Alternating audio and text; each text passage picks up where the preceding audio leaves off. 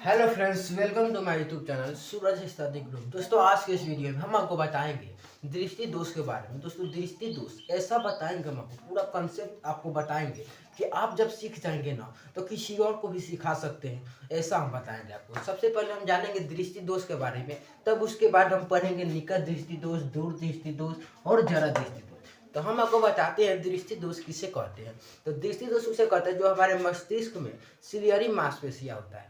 Ciliary मांसपेशियां होता है। सिलियरी मांसपेशिया में अगर खिंचाव उत्पन्न होता है तो उसमें एक दोष उत्पन्न होता है, और जो दूसरा उत्पन्न होता है उसी को हम दृष्टि दोष कहते हैं। आपको समझ में आ रहा होगा, हमारे मस्तिष्क में जो सिलियरी मांसपेशिया होता है उसमें खिंचाव आ जाता है, और खिंचाव कभी कभी मतलब आ जाता है। जब आ जाता है तब उसमें एक दोष उत्पन्न होता है, और जो दोष उत्पन्न होता है उसी को हम कह देते हैं दृष्टि दोष। अब चलिए, दृष्टि दोष में आ जाता है हमारा निकट दृष्टि दोष, दूर दृष्टि दोष और जरा दृष्टि दोष।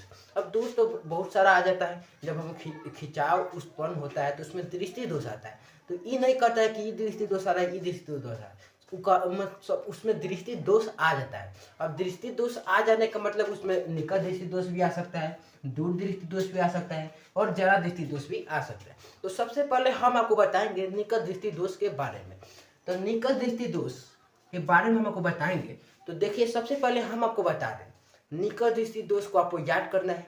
तो देखिए, सबसे पहले हमको देखिए, निकट की वस्तु एकदम साफ दिखाई देती है और दूर की वस्तु है धुंधला, उसको हम कहते हैं निकट दृष्टि दोष। सबसे पहले हम आपको एग्जाम्पल में बता देते हैं। जैसे में कोई लड़का क्लासरूम में बैठा है, समझ लीजिए। अब देखिए, वो लड़का जो है सबसे पीछे बैठा है, मतलब क्लासरूम में जो जहाँ पर टीचर लोग पढ़ाते हैं तो उसमें मतलब बेंच होता है, तो सबसे पिछले वाले बेंच पर वो बैठा है। तो पिछले वाले बेंच से हम अब देखेंगे तो पिछले वाले बेंच से उसको पूरा एकदम साफ दिखता है, और अगर वो पास वाले बेंच पे बैठता है तो उसको धुंधला दिखाई देता है। तो इस कंडीशन में हम आपको बता दें कि अगर सबसे वो पीछे बैठा है तो साफ दिखाई दे रहा है, और निकट जा रहा है तो धुंधला दिखाई दे रहा है, तो उसे हम कह देंगे दूर दृष्टि दोष। मैं आपको बता रहा हूँ निकट दृष्टि दोष और दूर दृष्टि दोष के बारे में।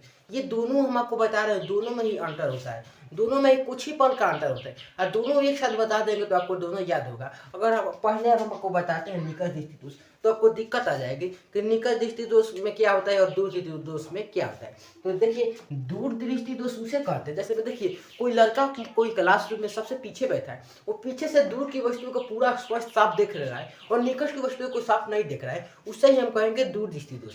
देखिए, मतलब जहां भी अगर वो साफ दिख रहा है, देखिए अब पास में अगर साफ दिखेगा और दूर में उसको धुंधला दिखाई देगा तो उसे कहेंगे निकट दृष्टि दोष। आपको समझ में आ रहा होगा।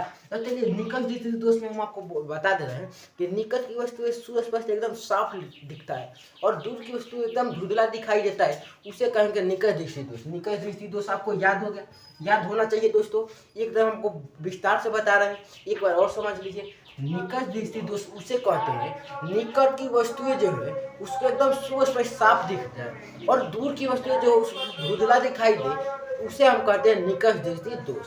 अब बात आती है दूर दृष्टि दोष के बारे में। तो दूर दृष्टि दोष के उसे हम कहते हैं, जैसे मैं देखिए दूर की वस्तु एकदम साफ दिखाई दे और पास की वस्तुएं जो धुंधला दिखाई दे उसे हम कहेंगे दूर दृष्टि दोष। अब देखिए, आते हैं जरा दृष्टि दोष के बारे में। तो जरा दृष्टि दोष हम उसे कहते हैं जिसमें निकट दृष्टि दोष और दूर दृष्टि दोष दोनों ही पाया जाए, उसे जरा दृष्टि दोष कहते हैं। जैसे में देखिए, हम आपको एग्जाम्पल में बता दे रहे हैं। किसी लड़का क्लासरूम में बैठा है, तो दूर से भी बोर्ड पर दिख रहा है तो उसको नहीं दिख रहा है, और पास से भी दिख रहा है तो धुंधला दिखाई दे रहा है, और दूर से भी दिख रहा है तो धुंधला दिखाई दे रहा है, उससे हम कहेंगे जरा दृष्टि दोष। और जरा दृष्टि दोष उसे कहेंगे। अब हम आपको बता दे रहे हैं निवारण।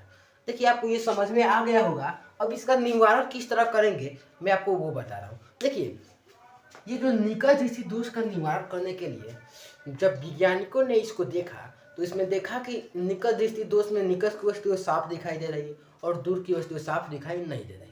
तो दूर की वस्तुएं साफ दिखाई दे रही है तो वो क्या किए कि एक लेंस बनाए, ऑर्टल लेंस। ऑर्टल लेंस आपने पढ़ा ही होगा। ऑर्टल लेंस को अपसारी लेंस भी कहा जाता है।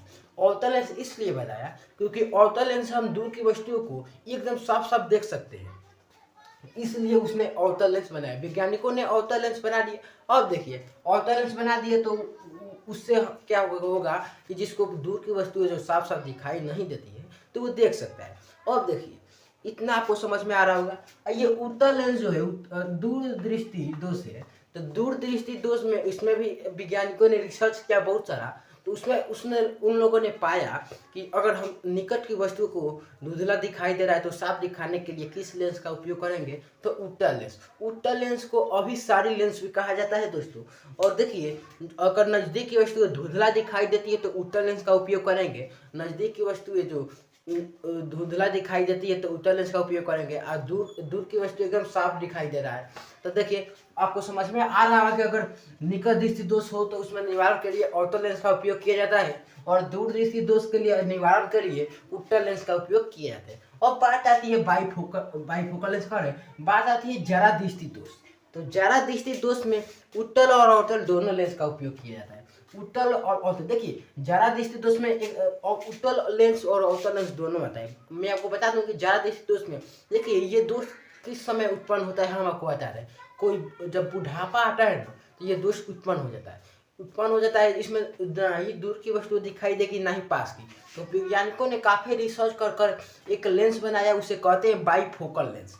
बाइफोकल लेंस इसलिए उसे कहते हैं क्योंकि उसमें उत्तल लेंस भी रहता है, निकट दृष्टि दोष में उत्तल लेंस और दूर दृष्टि दोष में अवतल लेंस। तो निकट दृष्टि दोष का जो उत्तल लेंस निवारण के लिए है और दूर दृष्टि दोष का अवतल लेंस निवारण के लिए है। निकट दृष्टि दोष में अवतल लेंस और दूर दृष्टि दोष में उत्तल लेंस, ये दोनों को मिला दिया तो बाइफोकल लेंस उसका नाम रख दिया। और बाइफोकल लेंस से आसानी से कोई भी दूर की वस्तु है जो नज़दीक की वस्तु है वो देख सकता है। तो बुढ़ापे में देख लीजिएगा, बुढ़ापे में जो वैज्ञानिकों ने बनाया था लेंस, देखिए मतलब चश्मा का आकार, देखिए चश्मा ये मतलब गोला रहता है और इतना दूर, देखिए इतना दूर उसने क्या किया वैज्ञानिकों ने रिसर्च करने के बाद, इतना दूर इसमें देखिए ये इसमें क्या किया, उत्तल लेंस आउटर लेंस इसमें डाल दिया आउटर लेंस, और इसमें क्या किया उत्तल लेंस डाल दिया। आपको समझ में आ रहा होगा। उत्तल लेंस क्योंकि इसलिए डाला, उत्तल लेंस इसमें डाल दिया, इसमें आउटर लेंस डाल दिया। देखिए मैं आपको बता रहा हूँ चश्मा कुछ इसी प्रकार रहेगा, मतलब चश्मे एक ऐसा रहेगा फिर एक ऐसा रहेगा और फिर पहन लेता है।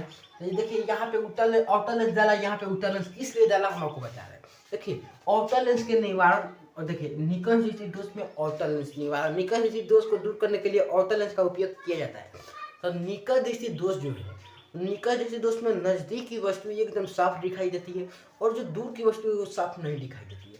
तो देखिए कोई भी जो है तो आउटर लेंस ऊपर रखा क्योंकि जो नज़दीक की वस्तु साफ दिखाई देती है और दूर की वस्तु साफ नहीं दिखाई देती है। तो चश्मा से पहने का लो तो अगर ऊपर की ओर ताकेगा लो तो दूर की वस्तु एकदम साफ दिखाई देगी। अब बात आती है ये दूर दृष्टि दोष भी इसमें पाया जाता है। देखिए जरा दृष्टि दोष में निकट दृष्टि दोष और दूर दृष्टि दोष दोनों पाया जाता है, इसीलिए इसमें आउटर लेंस और उत्तल लेंस का उपयोग किया जाता है। दोस्तों अगर वीडियो पसंद आए तो लाइक सब्सक्राइब और शेयर करिए दोस्तों। और ये आपको एकदम कंसेप्ट के माध्यम इसमें अगर आपको कोई भी प्रॉब्लम आती है तो कमेंट बॉक्स में बताइए।